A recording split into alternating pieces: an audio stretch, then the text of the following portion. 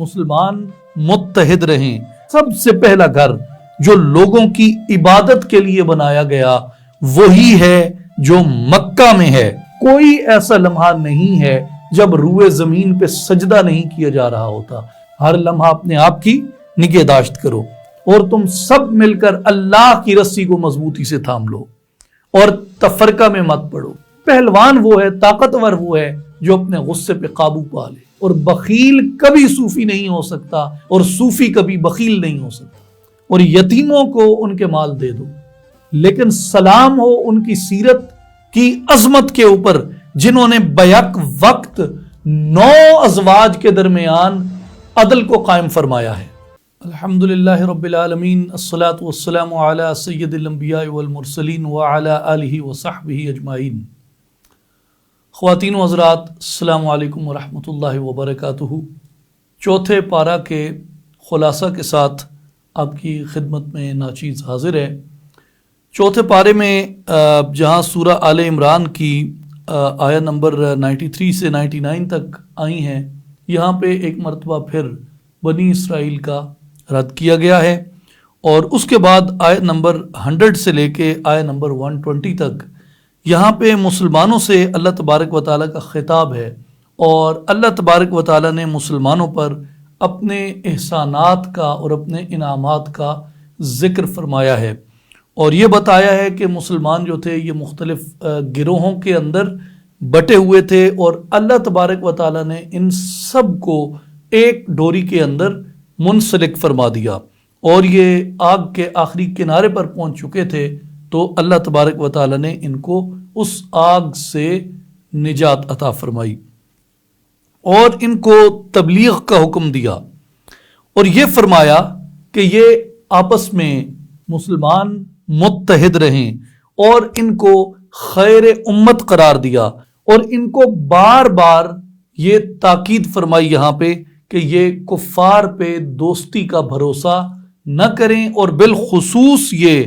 کہ جو اپنے راز ہیں وہ کبھی بھی کفار کو نہ دیں، انہیں اپنے رازوں سے مطلع نہ کریں۔ اور انہی آیات کے ضمن میں موقع اور محل کی مناسبت سے جگہ جگہ پر ایک مرتبہ پھر جو ہے وہ بنی اسرائیل کا اور ان کی حرکات کا اور ان کے کفر کا رد کیا گیا ہے۔ آیت نمبر 121 سے 127 تک، 1-1 سے لے کے 1-7 تک یہ جنگ بدر سے متعلق ہیں۔ آیت نمبر 128 میں حضور نبی کریم صلی اللہ علیہ وآلہ وسلم کو کفار کے خلاف دعائے ضرر فرمانے سے منع کیا گیا ہے، اور جو آیت نمبر 1-9 ہے وہ اسی آیت کا تتمہ ہے، اسی مضمون کا تتمہ ہے۔ پھر آیت نمبر 130 سے لے کے 138 تک پھر مسلمانوں سے خطاب ہے، اور مسلمانوں کو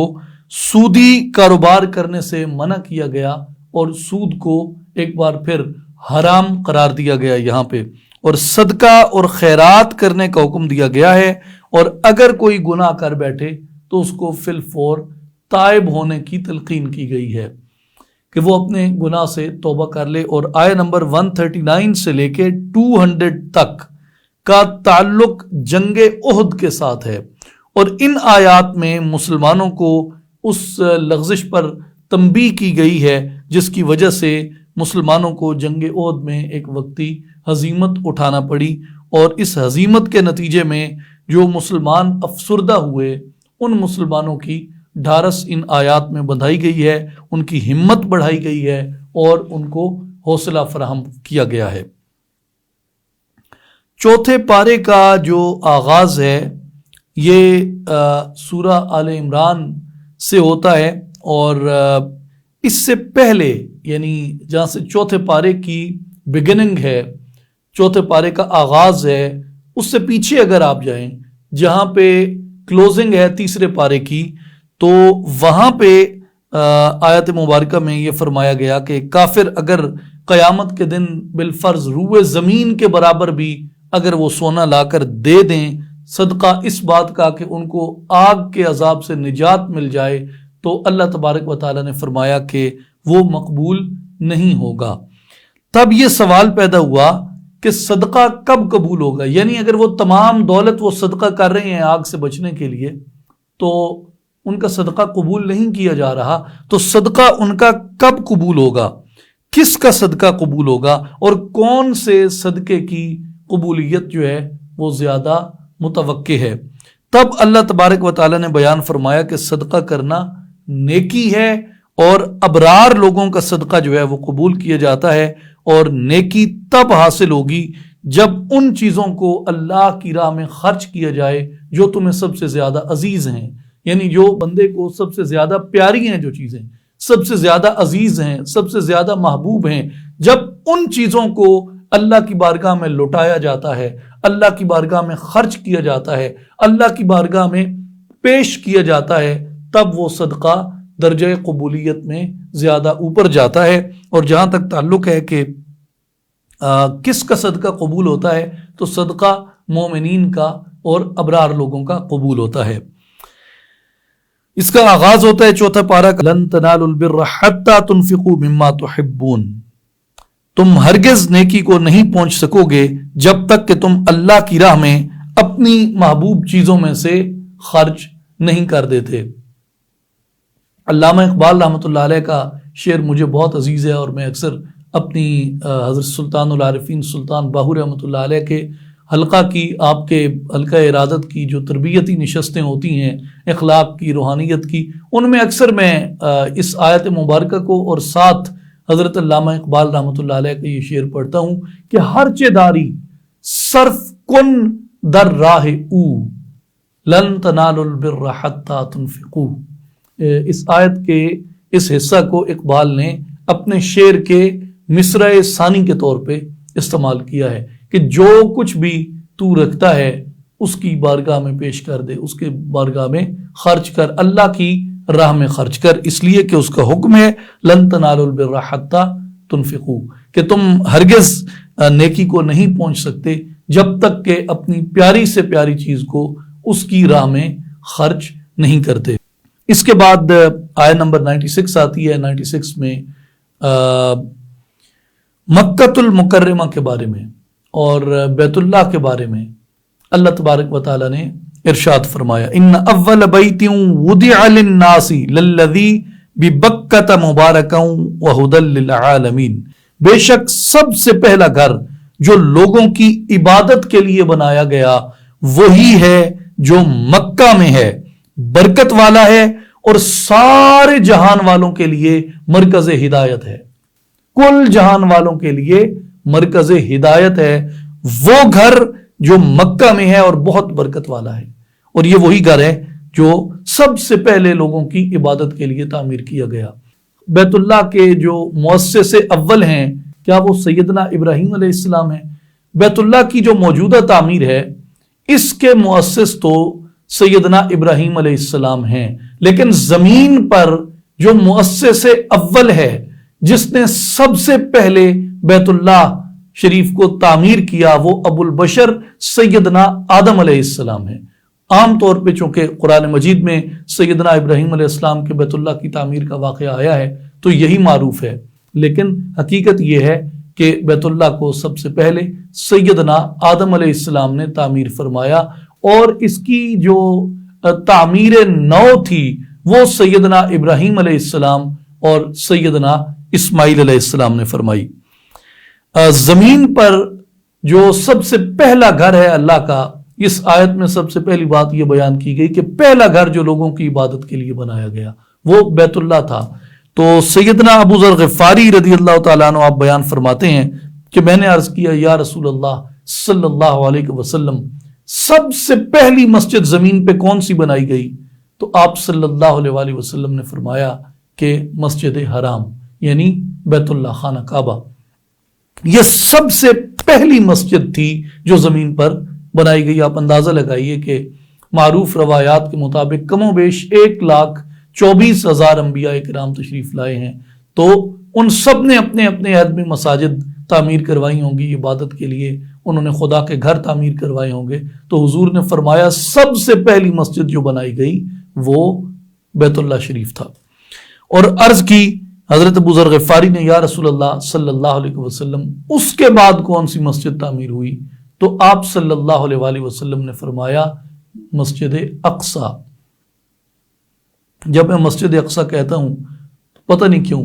میرے ذہن میں 4 لوگ فی الفور آ جاتے ہیں۔ امیر المؤمنین سیدنا فاروق اعظم رضی اللہ تعالیٰ عنہ، سیدنا ابو عبیدہ بن الجراح رضی اللہ تعالیٰ عنہ، سلطان صلاح الدین ایوبی رحمہ اللہ، اور خلیفہ عبد الحمید ثانی۔ اللہ تعالیٰ ان سب پر اپنی رحمت فرمائے اور ہمیں اس امت مرحوم امت مصطفیٰ صلی اللہ علیہ وآلہ وسلم کو کبھی بھی ایسے لوگوں سے خالی نہ رکھے۔ بیت اللہ شریف کے بہت سے اسماء ہیں، جس میں اس کو بیت اللہ کہا جاتا ہے، اس کو کعبہ کہا جاتا ہے، اور کعبہ کا مطلب بھی شرف اور بلندی ہے، اور بیت اللہ بھی مشرف ہے اور بلند ہے، اس لیے اس کو کعبہ کہتے ہیں، اور بیت اللہ کو بیت العتیق بھی کہتے ہیں، اور اس کا نام مسجد حرام بھی ہے۔ دوسرے الفاظ جو اس آیت مبارکہ میں آئے وہ ببکۃ مبارکن ہے۔ برکت کا ایک معنی یعنی ببکۃ مبارکن، برکت کا جو ایک معنی ہے وہ ہے کسی چیز کا بڑھنا، کسی چیز میں زیادتی، یعنی کسی چیز کا زائد ہونا۔ اس لحاظ سے کعبہ جو ہے اس لیے برکت والا ہے کہ کعبہ میں ایک نماز کا جو اجر ہے وہ دوسری جگہوں پہ نماز ادا کرنے سے 1,00,000 درجہ زیادہ ہے۔ اس لیے چونکہ اس میں زیادتی اتنی ہے برکت، اس لیے اس میں زیادتی ہے، اس میں بہت زیادہ یعنی کسی چیز کا حد سے بڑھا ہوا ہونا ہے، تو اس لیے اس کو برکت کا مقام کہا گیا۔ برکت کا دوسرا معنی جو ہے وہ دوام اور بقا ہے، اور چونکہ روئے زمین پر جہاں کہیں بھی محمد عربی صلی اللہ علیہ وآلہ وسلم کے نام لیوا اور کلمہ کو بستے ہیں، وہ جہاں کہیں بھی ہوں 5 وقت کم از کم 5 وقت وہ اپنا چہرہ جو ہے بیت اللہ کی طرف کر لیتے ہیں۔ اب وقت نہیں ہے اس پہ بات کرنے کا، اس پہ بہت سی سائنٹیفک ریسرچز آ چکی ہیں، انٹرنیٹ پہ بھی ایسی بہت سی چیزیں موٹیویشنل طور پہ علماء کرام نے جگہ جگہ ان کو پھیلا رکھا ہے کہ روئے زمین پر کوئی لمحہ ایسا نہیں جب اللہ کی حضور حاضر ہو کے نماز ادا کرنے کا وقت نہ ہو۔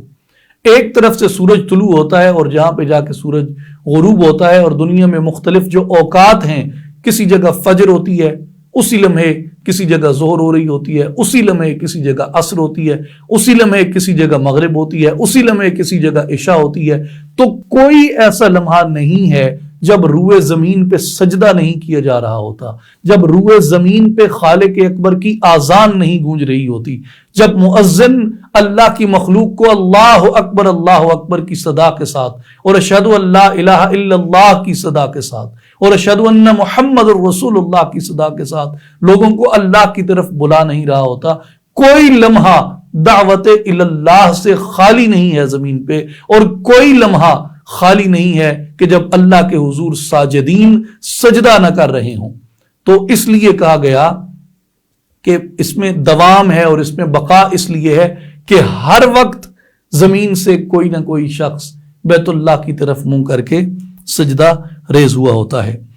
اور اس لیے بھی اس کی برکت جو ہے وہ حد سے بڑھی ہوئی ہے اور بہت زیادہ برکت ہے۔ اس لیے اللہ تبارک و تعالی نے ببکۃ مبارکن فرمایا۔ یہ مختلف مفسرین کی آراء ہیں جن کو جمع کر کے اس کا ایک جامع خلاصہ عرض کیا۔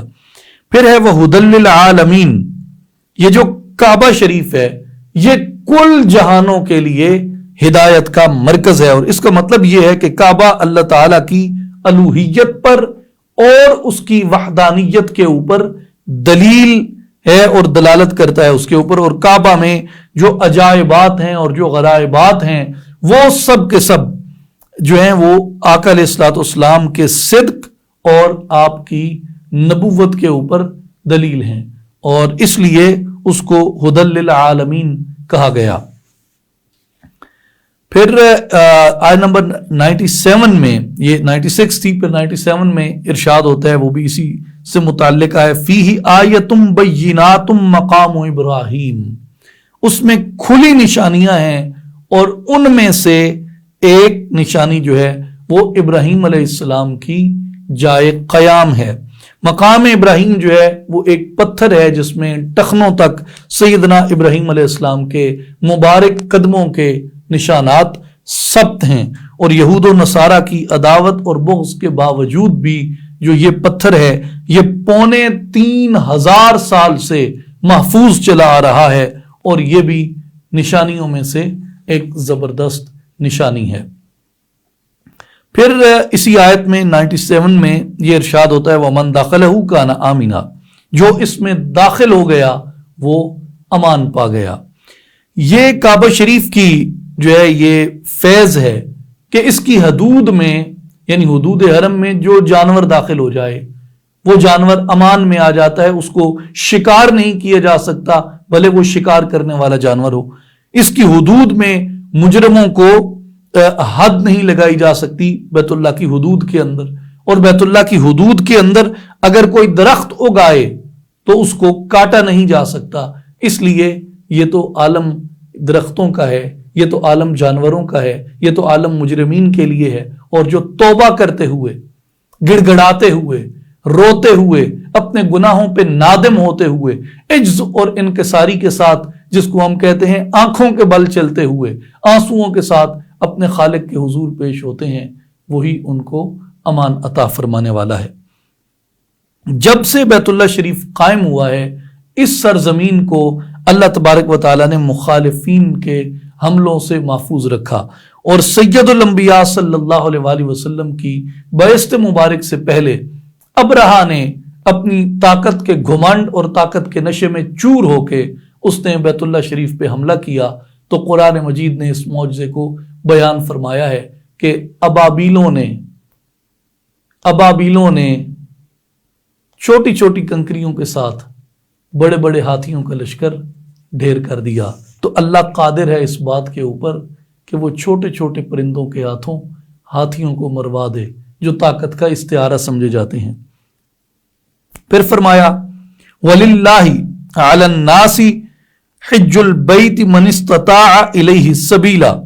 اور اللہ کے لیے لوگوں پر اس گھر کا حج فرض ہے جو بھی اس تک پہنچنے کی استطاعت رکھتا ہے، یعنی جس کو بھی اللہ نے یہ استطاعت دی ہے، یہ توفیق دی ہے، جس کے پاس ایسے وسائل ہیں کہ وہ بیت اللہ کے حج کو، بیت اللہ کی زیارت کو پہنچ سکتا ہے، تو ان کے اوپر اس کا جو حج ہے وہ فرض کیا گیا ہے۔ اس کے بعد نمبر 102 میں آتے ہیں، یہاں اللہ تبارک و تعالیٰ نے تقوی کے بارے میں تاکید فرمائی ہے، یا ایھا الذین آمنوا اتقوا اللہ حق تقاتہ، اے ایمان والو اللہ سے ڈرا کرو جیسا کہ ڈرنے کا حق ہے۔ جو تقوی ہے اس کا معنی ڈر کیا گیا ہے، خوف الہی، اللہ تعالیٰ سے ڈرنا۔ تو تقوی کے بارے میں عام طور پہ لوگ سوال کرتے ہیں کہ جی تقوی کیا ہے، تقوی کیا ہوتا ہے؟ تو پہلی بات ہمیں یہ ذہن میں رکھنی چاہیے کہ حضرت عبداللہ ابن عباس رضی اللہ تعالیٰ عنہ آپ بیان فرماتے ہیں کہ سیدی رسول اللہ صلی اللہ علیہ وآلہ وسلم نے ارشاد فرمایا، جو شخص یہ چاہتا ہے کہ وہ لوگوں میں عزت والا ہو تو وہ اللہ تبارک و تعالیٰ سے ڈرے، یعنی متقی بن جائے۔ جس کی یہ خواہش ہے کہ میں صاحب عزت ہوں، اس کو چاہیے کہ تقوی اختیار کرے۔ اور جو شخص یہ چاہتا ہے کہ میں لوگوں میں سب سے زیادہ قوی ہوں تو اسے چاہیے کہ وہ اللہ پر توکل اختیار کرے۔ اور جو شخص یہ چاہتا ہے کہ میں لوگوں میں سب سے زیادہ غنی ہوں تو فرمایا اس کا اعتماد اپنے قبضہ سے زیادہ اللہ کی عطا پہ ہونا چاہیے، کہ اللہ کے سوا کسی اور کو اختیار نہ کرو، اور یہ یقین رکھو کہ جو بھی کام ہے وہ اللہ کے قبضہ قدرت میں ہے۔ ابراہیم بن ادم رحمت اللہ تعالی علیہ، معروف صوفی ولی کامل عارف باللہ مرد خداگاہ، آپ فرماتے ہیں کہ تقوی یہ ہے کہ جس طرح تم اپنے ظاہر کو خلق کے لیے مزین کرتے ہو، اپنے ظاہر کو خلق کے لیے مزین کرتے ہو، ویسے ہی اپنے باطن کو خالق کے لیے مزین کر لو۔ اور آیہ نمبر اسی 102 میں آگے فرمایا وَلَا تَمُوتُنَّ إِلَّا وَأَنْتُمْ مُسْلِمُونَ، اور تمہاری موت صرف اس حال پر آئے کہ تم مسلمان ہو۔ اس کا معنی عام مومنین اور مسلمین کے لیے یہ ہے کہ تمہاری زندگی میں کسی بھی لمحے کے اندر کفر داخل نہ ہونے پائے، کسی بھی لمحے کے اندر۔ کیوں کہ موت کسی بھی وقت آ سکتی ہے، اچانک بھی آ سکتی ہے، ناگہاں بھی آ سکتی ہے، اور مبادہ ایسے وقت میں آ جائے جب بندہ کسی کفر کا ارتکاب کر چکا ہو اور ابھی تک اس نے اپنے کفر سے توبہ نہ کی ہو۔ تو اس لیے ہر لمحہ اپنے آپ کی نگہداشت کرو، ہر لمحہ اپنے آپ کی نگہداشت کرو اور دین کے اوپر ثابت قدم رہو، اور دین پہ ثابت قدم رہنا یہی سب سے بڑا درجہ ہے اولیاء کے درجات میں سے۔ آیت نمبر 103 میں فرمایا وَاعْتَصِمُوا بِحَبْلِ اللَّهِ جَمِيعًا وَلَا تَفَرَّقُوا، اور تم سب مل کر اللہ کی رسی کو مضبوطی سے تھام لو اور تفرقہ میں مت پڑو، تفرقہ مت ڈالو۔ پہلی بات یہ کہ جو رسی ہے جس کو مضبوطی سے پکڑنا ہے، اس کے بارے میں علماء و مفسرین نے فرمایا ہے کہ وہ رسی قرآن ہے۔ تو جو پہلی بات ہے وہ یہ ہے کہ قرآن مجید کو مضبوطی سے پکڑ لو، قرآن مجید کو مضبوطی سے تھام لو، یہ وہ رسی ہے جو تمہیں خدا تک لے کے جاتی ہے۔ یہ ایک مثال ہے۔ پھر فرمایا وَلَا تَفَرَّقُوا، تفرقے میں مت پڑو اور تفرقہ مت ڈالو۔ اس آیت میں جو ہے وہ تفرقے کی ممانعت کی گئی ہے، اور اس کی ممانعت کی وضاحت یہ ہے کہ مسلمان جو ہیں وہ دنیاوی امور میں اغراض باطلہ جیسے بغض ہے، کینہ ہے، حسد ہے، عصبیت ہے، اس وجہ سے ایک دوسرے سے اختلاف نہ رکھیں اور آپس میں بٹ نہ جائیں، تقسیم نہ ہو جائیں۔ وَأَطِيعُوا اللَّهَ وَرَسُولَهُ وَلَا تَنَازَعُوا فَتَفْشَلُوا وَتَذْهَبَ رِيحُكُمْ، سورہ الانفال۔ فرمایا کہ اور اللہ اور اس کے رسول کی اطاعت کرو، آپس میں مت جھگڑنا، اگر تم متفرق ہو گئے اور جھگڑ پڑے تو تم بزدل ہو جاؤ گے اور دشمنوں کے سامنے تمہاری ہوا اکھڑ جائے گی، یعنی تمہاری قوت اکھڑ جائے گی، تمہارا رعب اور تمہارا دبدبہ ان کے سینوں سے نکل جائے گا۔ اور آج یہی کچھ ہو رہا ہے۔ اس لیے آج امت کو وحدت کی ضرورت ہے، اتحاد کی ضرورت ہے۔ آج ان جو حالات شام میں، عراق میں، لیبیا میں، یمن میں ہیں، ہمیں ان حالات سے نکلنے کے لیے امت کے اندر ایسے حالات پیدا کرنے کی ضرورت ہے جن سے قربتیں پیدا ہوں اور فاصلے ختم ہوں، اور کم از کم پاکستان کے مسلمانوں پر تو یہ لازم ہے کہ وہ اپنے آپ کو عراق، لیبیا، یمن، شام، افغانستان مت بننے دیں۔ سورہ آل عمران کی آیت نمبر 134 اور 135 میں مومنین کی صفات بیان کی گئی ہیں، متقین کی صفات بیان کی گئی ہیں کہ یہ کون لوگ ہیں۔ الذین ينفقون فی السراء والضراء، یہ وہ لوگ ہیں جو فراخی میں بھی خرچ کرتے ہیں اور تنگی میں بھی خرچ کرتے ہیں، دونوں حالتوں میں خرچ کرتے ہیں، فراخی ہو تو بھی، تنگی ہو تو بھی۔ والکاظمین الغیظ،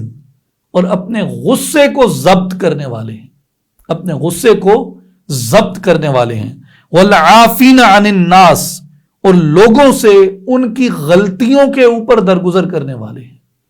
واللہ یحب المحسنین، اور اللہ احسان کرنے والوں سے محبت فرماتا ہے۔ والذین اذا فعلوا فاحشة او ظلموا انفسهم ذکروا اللہ فاستغفروا لذنوبہم، اور یہ ایسے لوگ ہیں جب کوئی برائی کر بیٹھتے ہیں یا اپنی جانوں پہ ظلم کر بیٹھتے ہیں تو اللہ کا ذکر کرتے ہیں اور اپنے گناہوں کی معافی اس کی بارگاہ سمدیت مآب سے طلب کرتے ہیں۔ وَلَمْ يُصِرُّوا عَلَى مَا فَعَلُوا وَهُمْ يَعْلَمُونَ، اور پھر جو گناہ وہ کر بیٹھتے تھے اس پہ جان بوجھ کر اصرار بھی نہیں کرتے۔ اب اس میں آپ دیکھ لیں کہ اگر ان سے کوئی برائی ہو جائے، کوئی فاحشہ سرزد ہو جائے یا اپنی جان پہ ظلم کر بیٹھیں تو وہ اللہ کا ذکر کرتے ہیں، اپنے گناہوں کی معافی طلب کرتے ہیں۔ اور پھر کیا کہ اگر وہ کوئی گناہ کر بیٹھتے تھے تو وہ اس کے اوپر اصرار نہیں کرتے تھے، یعنی اپنی غلطی پہ ڈٹ نہیں جاتے تھے۔ مومن کی یہ صفت ہے کہ اگر وہ غلطی کرتا ہے تو وہ اپنی غلطی پہ ڈٹ نہیں جاتا، بلکہ اپنی غلطی سے پیچھے ہٹتا ہے اور توبہ طائب ہوتا ہے۔ والکاظمین الغیظ، غصے پہ قابو پانے والا، غصہ ضبط کرنے والا۔ اس کے بارے میں رسول اللہ صلی اللہ علیہ وآلہ وسلم نے فرمایا کہ طاقتور وہ نہیں ہے، پہلوان وہ نہیں ہے جو دوسرے کو پچھاڑ دے، پہلوان وہ ہے، طاقتور وہ ہے جو اپنے غصے پہ قابو پا لے۔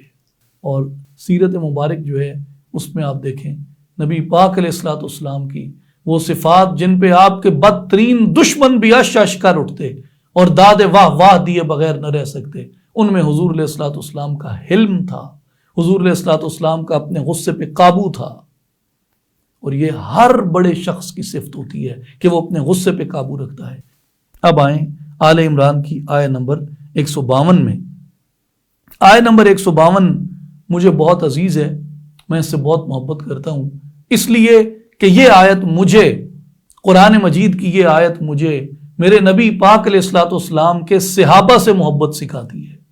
میرے نبی پاک علیہ الصلوۃ والسلام کی ظاہری زندگی میں حالت ایمان میں زیارت کرنے والوں سے یہ مجھے محبت سکھاتی ہے۔ اور یہ آیت مجھے یہ بتاتی ہے کہ تمام صحابہ مقربین ہیں اللہ تعالیٰ کے،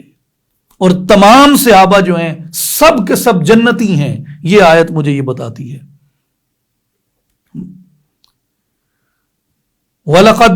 عَفَا عَنْكُمْ وَاللَّهُ ذُو فَضْلٍ عَلَى الْمُؤْمِنِينَ، اس نے تمہیں معاف فرما دیا، اللہ تعالیٰ اہل ایمان پر بڑا فضل فرمانے والا ہے۔ وَلَقَدْ عَفَا اللَّهُ عَنْهُمْ إِنَّ اللَّهَ غَفُورٌ حَلِيمٌ، بے شک اللہ نے انہیں معاف فرما دیا، یقیناً اللہ تعالیٰ بخشنے والا اور بڑا حلم والا ہے۔ یہ دونوں آیات مبارکہ جو ہیں یہ غزوہ احد کے بعد ان صحابہ کرام رضوان اللہ علیہم اجمعین کی معافی کا اعلان فرمایا ہے جو حضور علیہ الصلوۃ والسلام کے حکم مبارک پر عمل کرنے سے رہ گئے تھے۔ اور مفسرین کرام نے اس آیت مبارکہ کو سامنے رکھ کے بہت خوبصورت موتی پروئے ہیں، اور وہ یہ فرماتے ہیں کہ اس سے معلوم ہوتا ہے کہ جن مومنوں کے قدم اکھڑ گئے تھے اللہ تبارک و تعالیٰ نے اپنی پاک کتاب میں ان کی معافی کا اعلان فرما دیا۔ اس لیے واقعہ احد کو بنیاد بنا کر، غزوہ احد کو بنیاد بنا کر اگر کوئی آدمی صحابہ کرام کی توہین کرتا ہے تو مفسرین نے کہا کہ وہ اس کی اپنی بدنیتی اور اس کی اپنی بے ایمانی ہے، ورنہ جب اللہ تبارک و تعالیٰ نے معافی کا اعلان فرما دیا تو اس کے بعد ان کی توہین کرنا، ان پہ طعن و تشنیع کرنا، یہ حکم الہی سے روگردانی ہے۔ اگر کوئی صحابہ کرام کی معافی کا اعلان ہونے کے بعد بھی ان کی توہین کرتا ہے تو وہ بدنیت اور بے ایمان ہے۔ اب یہاں ایک اور بڑا خوبصورت نقطہ مفسرین نے بیان فرمایا، اور وہ یہ فرماتے ہیں کہ میں اطاعت کرتا ہوں فرض کیا، کوئی شخص اطاعت کرتا ہے، اس کو اپنی اطاعت کی قبولیت کا یقین نہیں ہے، اور گناہ تو ہر شخص سے ہوتے ہیں زندگی کے اندر، کوئی نہ کوئی چھوٹا یا بڑا گناہ بندے سے ہو ہی جاتا ہے۔ میں نے جا کے معافی مانگی، رویا گڑ گڑایا، میں رویا درست، میں نے معافی مانگی درست، لیکن اس کے باوجود بھی میرے پاس کوئی سند تو نہیں ہے کہ میری معافی قبول ہو گئی ہے، ہو سکتا ہے نہ ہوئی ہو، لیکن یہ وہ لوگ ہیں جن کے قصور کی معافی کا اللہ نے اعلان فرما دیا، تو ان کی قبولیت کے اوپر تو شک ہی نہیں رہا، اس لیے کہ نص قطعی ان لوگوں کے لیے آ گئی۔ پھر اس کے بعد آیت نمبر 180 میں ہم جاتے ہیں جہاں ارشاد ہوتا ہے کہ وَلَا يَحْسَبَنَّ الَّذِينَ يَبْخَلُونَ بِمَا آتَاهُمُ اللَّهُ مِنْ فَضْلِهِ هُوَ خَيْرًا لَهُمْ بَلْ هُوَ شَرٌّ لَهُمْ، اور جو لوگ اس یعنی مال و دولت میں دینے سے بخل سے کام لیتے ہیں، جو اللہ نے انہیں اپنے فضل سے جو مال و دولت عطا فرمایا، تو فرمایا کہ وہ ہرگز اس بخل کو اپنے حق میں بہتر خیال نہ کریں، بلکہ یہ ان کے حق میں برا ہے۔ جو بخیل ہے، جو بخل کرتا ہے، جو کنجوس ہے، اس کی کنجوسی اور اس کے بخل کی مذمت کی گئی ہے یہاں پہ، اور بخیل کو اور کنجوس کو بخل اور کنجوسی سے روکا گیا ہے۔ اور میں اکثر صوفیاء کے بارے میں اپنی تربیتی حلقوں میں عام طور پر یہ بات کہتا ہوں کہ جتنے اولیاء آئے ہیں سب کے سب سخی آئے ہیں، یعنی سخاوت کی حد ہے کہ لوگ صوفیاء کو جانتے ہی سخاوت کی وجہ سے ہیں. اتنا دیا ہر آنے والے کو. اللہ تعالی نے ان لوگوں کو جو نوازا تھا وہ اس کی مخلوق میں بانٹ دیا. لوگ ان کو داتا کہتے ہیں، لوگ ان کو دستگیر کہتے ہیں، سخی سلطان باہو کہتے ہیں لوگ ان کو. یعنی ان کا نام ہی سخاوت سے منسوب ہو گیا، ان کے القاب سخاوت سے پڑ گئے. اس لیے صوفی ہمیشہ سخی ہوتا ہے اور سخی ولایت کے قریب ہوتا ہے. صوفی ہمیشہ سخی ہوتا ہے اور سخی ولایت کے قریب ہوتا ہے. اور بخیل کبھی صوفی نہیں ہو سکتا اور صوفی کبھی بخیل نہیں ہو سکتا. یاد رکھ لیں، بخیل کبھی صوفی نہیں ہو سکتا اور صوفی کبھی بخیل نہیں ہو سکتا. اس لیے جو سخاوت ہے یہ تو مومن کی شان ہے، اور جو بخل ہے یہ نقص ایمان ہے. پھر آیہ نمبر 185 میں قرآن مجید ہمیں بتاتا ہے کہ دنیا کی زندگی میں اگر تم کھو گئے، اللہ کو بھول گئے، تو یاد رکھو یہ دنیا کی زندگی سوائے دھوکے کے کچھ نہیں. وَمَا الْحَيَاةُ الدُّنْيَا إِلَّا مَتَاعُ الْغُرُورِ. اور جو آل عمران کی آخری آیت ہے وہ یہ بتاتی ہے کہ یا ایھا الذین آمنوا اصبروا والصابروا والرابطوا واتقوا اللہ لعلکم تفلحون. اے ایمان والو صبر کرو اور ثابت قدمی میں دشمن سے بھی زیادہ محنت کرو اور جہاد کے لیے خوب مستعد ہو جاؤ اور ہمیشہ اللہ کا تقوی قائم رکھو تاکہ تم کامیاب ہو سکو. اب یہ سورہ آل عمران کی آخری آیت ہے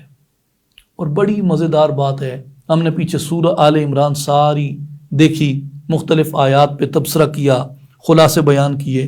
تو جتنے مضامین تفصیلی طور پہ سورہ آل عمران میں بیان ہوئے، جتنے مضامین سورہ آل عمران میں بیان ہوئے ہیں، وہ سب کے سب اس ایک آخری آیت میں جمع کر دیے اللہ تعالیٰ نے. جہاں سورہ آل عمران کا اختتام ہوتا ہے وہ سارے مضامین اس ایک صورت میں جمع ہو گئے. اس آیت میں عبادات کی مشقتوں کو برداشت کرنے کا حکم دیا گیا، اور اس کا اشارہ کس میں ہے؟ اصبروا میں. اور مخالفین کی ایذا رسانیوں پر صبر کرنے کا حکم دیا گیا، اس کا اشارہ کس میں ہے؟ صابروا میں. اور کفار اور منافقین اور مشرکین کے خلاف، سازشیوں کے خلاف، دشمنوں کے خلاف جہاد کا حکم کیا گیا، اور اس کا اشارہ جو ہے وہ رابطو کے اندر ہے. اور اصول اور فرع یعنی عقائد اور اعمال سے متعلق احکام شرعیہ پر عمل کرنے کا حکم دیا گیا، اس کا اشارہ واتقوا اللہ کے اندر ہے. اس لیے جتنے مضامین تھے سورہ آل عمران کے اندر، ان سب مضامین کو اللہ تبارک و تعالیٰ نے سورہ آل عمران کی آخری آیت کے اندر جمع فرما دیا. اور اس کے بعد آتی ہے سورہ النساء. اور سورہ النساء کی فضیلت کے متعلق حضرت علامہ ابن کثیر رحمۃ اللہ علیہ فرماتے ہیں کہ حضرت عبداللہ ابن مسعود رضی اللہ تعالیٰ عنہ آپ نے بیان فرمایا کہ سورہ النساء میں 5 آیات ایسی ہیں کہ اگر ان کے بدلے مجھے دنیا و ما فیہا مل جائے تو بھی میں قبول نہ کروں. وہ 5 آیات سورہ النساء کی میرے لیے اتنی عظیم ہیں.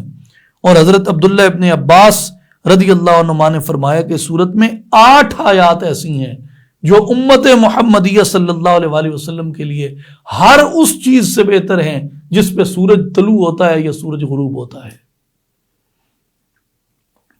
تو اب اس سے پہلے کہ ہم باضابطہ اس کو شروع کریں، اس کی ایک نسبت ہم بیان کرتے ہیں سورہ آل عمران کے ساتھ اس کا کیا ربط ہے. پہلا اس کا سادہ سی بات ہے کہ جتنی بھی صورتیں ہیں، ہم پہلے بھی یہ عرض کر چکے ہیں اس پہ کہ جتنی صورتیں ہیں جہاں سے شروع ہوتی ہیں اور جہاں سے ختم ہوتی ہیں، ختم ہونے والی کا اپنے بعد آنے والی صورت سے ایک ربط ہوتا ہے، اور جو صورت شروع ہو رہی ہوتی ہے اس کا اپنے بعد آنے والی صورت سے بھی ایک ربط ہوتا ہے، اور اپنے پیچھے گزری ہوئی صورت کے ساتھ بھی اس کا ایک ربط ہوتا ہے. اب یہاں آپ دیکھیں کہ سورہ آل عمران اور سورہ النساء کی مناسبت یہ ہے کہ سورہ آل عمران تقوی کا حکم کر کے ختم ہوتی ہے واتقوا اللہ لعلکم تفلحون، اور سورہ النساء جو ہے یہ حکم تقوی سے شروع ہوتی ہے کہ واتقوا اللہ الذی تساءلون بہ والارحام۔ اگر اس کے مضامین کا ہم خلاصہ کریں تو مضامین کا خلاصہ یہ ہے کہ رشتہ داروں سے حسن سلوک رکھو، رشتہ داروں سے حسن سلوک رکھو، اور یتیموں کے حقوق کی ادائیگی کرو، اور تعدد ازواج کی یعنی ایک سے زائد ازواج کی اجازت اس میں دی گئی۔ وراثت کے احکام آئے، معاشرے سے فحاشی اور بے حیائی ختم کرنے کے ابتدائی احکام آئے، اور یہ بیان ہوا کہ کن عورتوں سے نکاح جائز ہے اور کن عورتوں سے نکاح جائز نہیں ہے۔ پہلی آیت یہی ہے یا ایھا الناس اتقوا ربکم الذی خلقکم من نفس واحدۃ وخلق منها زوجها وبث منہما رجالا کثیرا ونساء واتقوا اللہ الذی تساءلون بہ والارحام ان اللہ کان علیکم رقیبا۔ تو اس میں فرمایا کہ اپنے رب سے ڈرو جس نے تمہاری پیدائش کی ابتدا ایک جان سے کی، پھر اس سے اس کا جوڑ پیدا فرمایا، پھر ان دونوں میں سے بکثرت مردوں اور عورتوں کی تخلیق کی اور ان کو پھیلا دیا، اور ڈرو اس اللہ سے جس کے واسطے سے تم ایک دوسرے سے سوال کرتے ہو، اور قرابتوں میں بھی تقوی اختیار کرو، بے شک اللہ تبارک و تعالی تم پر نگہبان ہے۔ اس آیت میں رشتہ داروں سے حسن سلوک کرنے اور قطع تعلق سے منع فرمایا گیا ہے۔ اور بھی اس کے مضامین پہ بہت خوبصورت مباحث مفسرین نے لکھی ہیں، لیکن اختصار سے ہم کام لیتے ہوئے اگلی آیت پہ جاتے ہیں۔ سورہ النساء میں آیت نمبر 2 میں فرمایا وَآتُوا الْيَتَامَى أَمْوَالَهُمْ، اور یتیموں کو ان کے مال دے دو۔ اس کی وضاحت یہ ہے کہ سرپرست کچھ ایسے ہوتے تھے جو یتیم جب بڑا ہوتا تھا تو اپنا جو خام مال تھا وہ ان کو دے دیتے تھے، اور جو ان کا اچھا مال ہوتا تھا وہ خود رکھ لیتے تھے۔ اس میں قرآن مجید نے وضاحت سے کہا کہ ایسا مت کرو، جو یتیم کا ولی ہے، یتیم کا وارث ہے، اس پر لازم ہے کہ پوری دیانت و صداقت کے ساتھ یتیم کے ماں باپ نے جو ترکہ جو ورثہ اس کے لیے چھوڑا ہے وہ اس کو پوری دیانت داری سے لوٹا دے۔ پھر سورہ النساء میں آیت نمبر 3 میں حکم ہوتا ہے فَانْكِحُوا مَا طَابَ لَكُم مِّنَ النِّسَاءِ مَثْنَىٰ وَثُلَاثَ وَرُبَاعَ فَإِنْ خِفْتُمْ أَلَّا تَعْدِلُوا فَوَاحِدَةً، بس ان عورتوں سے نکاح کرو جو تمہارے لیے پسندیدہ اور حلال ہوں، 2 3 اور 4 مگر یہ اجازت بشرط عدل ہے۔ یاد رکھیں یہ اجازت بشرط عدل ہے، 2 کی 3 کی یا 4 کی۔ اور پھر اگر تمہیں اندیشہ ہو کہ تم ایک سے زائد بیویوں میں عدل نہیں کر سکو گے تو تمہارے لیے یہی بہتر ہے کہ تم ایک ہی عورت سے نکاح کرو۔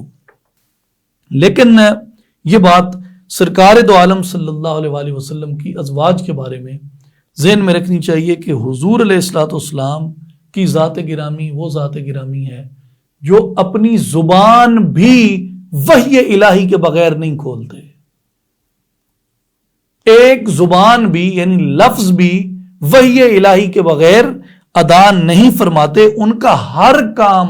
ہر قول و فعل رسول پاک صلی اللہ علیہ وآلہ وسلم کا وہ وحی الہی کے تابع ہے، نہ کہ آپ کی اپنی خواہش نفس کے تابع۔ اس لیے حضور علیہ الصلوۃ والسلام نے جتنے بھی نکاح فرمائے ہیں، جتنی بیویوں سے فرمائے ہیں، وہ امر الہی سے اور رضا الہی سے فرمائے ہیں۔ اور اس میں ایک بات یہ یاد رکھنے کی ہے کہ آپ نے 25 برس کی عمر میں ایک بال بچوں والی اور اپنے سے نسبتاً بڑی عمر کی بیوہ کے ساتھ نکاح فرمایا، اور جب تک وہ زندہ رہیں آپ نے 50 برس کی عمر کے پہنچنے تک، جب تک وہ خاتون زندہ رہیں، حضور علیہ الصلوۃ والسلام نے دوسرا نکاح نہیں فرمایا۔ میرا اشارہ ام المومنین سیدہ خدیجۃ الکبریٰ رضی اللہ عنہا کی طرف تھا۔ اگر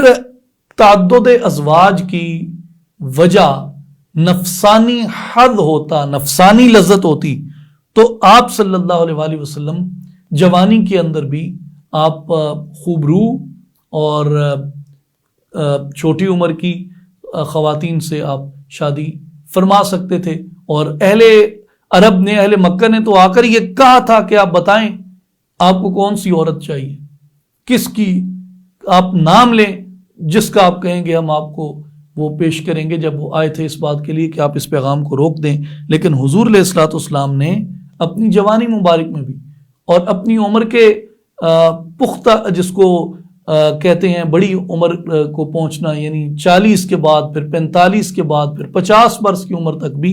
آپ نے ایسا ارادہ مبارک نہیں فرمایا، اور مکہ کی زندگی میں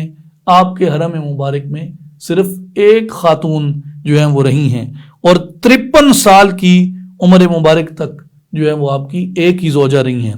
اور پھر جب مدینہ منورہ میں آپ تشریف لاتے ہیں تو آپ کے حرم میں متعدد ازواج آئیں، جن میں سیدہ عائشہ صدیقہ رضی اللہ تعالی عنہا آپ کے علاوہ جتنی ازواج تھیں ان میں کوئی عمر رسیدہ تھی، کوئی بیوہ تھی اور کوئی مطلقہ تھی۔ اس سے معلوم ہوا کہ ازواج کا جو متعدد ہونا ہے وہ حظ نفسانی پر مبنی نہیں تھا، بلکہ وہ حکم الہی سے تھا اولاً، اور بعد ہو یہ کہ اس کی وجہ سے خانگی اور آئلی مسائل میں اسلام کی تبلیغ اس سے مقصود تھی۔ جو آئلی زندگی میں اسلام کے احکامات اور اس کی جو روایت ہے اس کو قائم کرنا تھا، اور لوگوں کو حسن سلوک جو ہے وہ سکھانا تھا، اور زیادہ سے زیادہ خاندانوں کے ساتھ رشتہ قائم کرنا تھا، تاکہ دین کی تبلیغ کے بہتر سے بہتر مواقع جو ہیں وہ میسر آ سکیں۔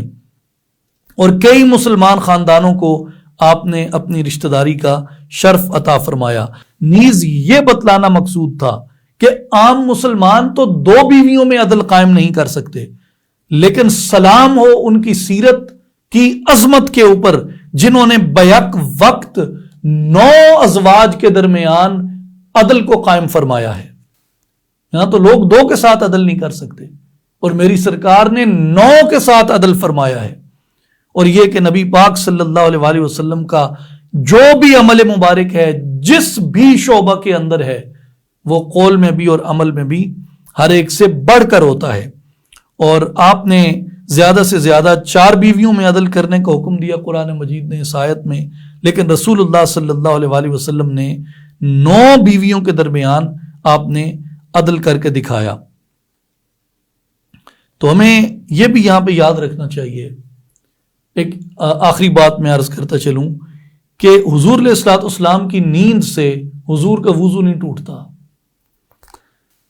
نماز میں حضور علیہ الصلوۃ والسلام قبلہ کی طرف منہ کرنے کے پابند نہیں ہیں، بلکہ قبلہ حضور کے روح زیبا کا محتاج ہے کہ جس طرف سرکار منہ کر دیں وہ قبلہ بن جاتا ہے۔ وہ مسجد اقصیٰ کی طرف منہ کر دیں تو وہ قبلہ ہے، حضور بیت اللہ کی طرف منہ کر دیں تو وہ قبلہ ہے۔ اور آپ کا نماز پڑھنا اس لیے ہے کہ آپ اپنے رب سے راضی ہوں، اور زکوٰۃ آپ پر فرض نہیں، صدقات آپ کے لائق نہیں، بلکہ قیامت تک کے لیے صدقات آپ کی آل کے لائق نہیں۔ نکاح میں آپ کے لیے تعدد کی کوئی شرط نہیں ہے، جبکہ باقی ہر ایک کے لیے تعدد کی شرط ہے کہ زیادہ سے زیادہ 4 ہو سکتے ہیں بیک وقت۔ حضور کے لیے کوئی شرط نہیں ہے، اور مہر مقرر کرنا بھی آپ پر ضروری نہیں۔ اور عام مومنین اگر مسلمان شادیاں کرتے ہیں تو ان میں ازواج کی باریاں طے ہوتی ہیں کہ آج اس کی باری ہے، آج اس کی باری ہے۔ حضور علیہ الصلوۃ والسلام پر باریوں کی تقسیم بھی واجب نہیں تھی، اور آپ صلی اللہ علیہ وسلم کسی کو اپنے ترکہ کا وارث نہیں بناتے، کیونکہ آپ زندہ ہیں۔ اسی طرح آپ کے وصال کے بعد بھی آپ کی ازواج مبارکہ کو کسی اور کے ساتھ نکاح کرنا جائز نہیں تھا۔ سو جس طرح دیگر احکام شریعہ میں اللہ تبارک و تعالیٰ نے حضور علیہ الصلوۃ والسلام کا امتیاز قائم رکھا ہے باقی ساری امت پر، اسی طرح نکاح میں بھی اور تعدد ازواج کے معاملے میں بھی حضور علیہ الصلوۃ والسلام کا جو امتیاز اور آپ کی خصوصیت ہے یہ اللہ تبارک و تعالیٰ نے قائم رکھی ہے۔ گرینڈ سمری عرض خدمت ہے، ٹوٹل آیات اس پارہ مبارک میں 132 تھیں۔ آل عمران کی 92 سے لے کے 200 تک آیات تھیں، اور سورہ النساء کی 1 سے لے کر 23 تک اس میں آیات تھیں. 2 صورتیں اس میں آئیں چوتھے پارے میں، آل عمران اور النساء. آسمانی کتب میں تورات کا ذکر ہوا، اقوام میں بنی اسرائیل کا، اہل کتاب کا اور مشرکین کا ذکر ہوا، اور مقدس مقامات میں بیت اللہ شریف کا ذکر ہوا، مکۃ المکرمہ کا ذکر ہوا اور مقام ابراہیم کا ذکر ہوا، اور جنگوں میں جنگ بدر کا ذکر ہوا اور جنگ احد کا ذکر ہوا. اللہ تعالی ہمیں قرآن مجید سننے کی، سمجھنے کی، عمل کرنے کی اور آگے پھیلانے کی توفیق عطا فرمائے. وآخر دعوانا ان الحمد للہ رب العالمین.